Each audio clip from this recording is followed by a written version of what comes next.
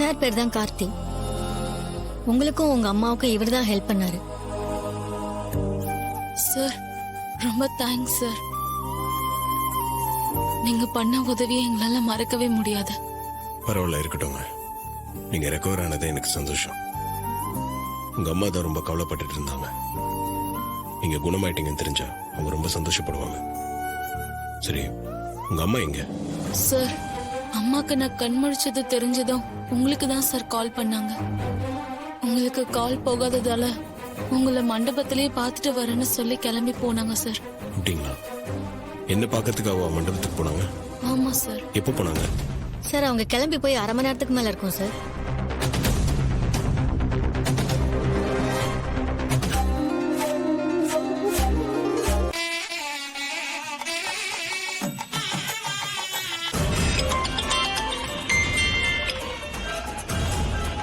சகலா சொல்லுப்பா.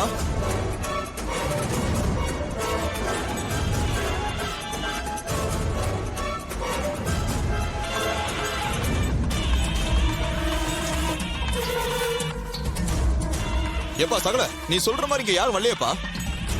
அப்படி ரேவதி கிட்ட யாரும் பேசுற மாதிரி தெரியலையே. ஏப்பா அவங்க போட்டோ இருந்தா அனுப்பிச்சு விடுப்பா. நான் மண்டபம் ஃபுல்லா தேடி பார்த்துட்டு உனக்கு சொல்றேன். சரிங்க, நான் இப்போ உடனே அனுப்பி வைக்கிறேன்.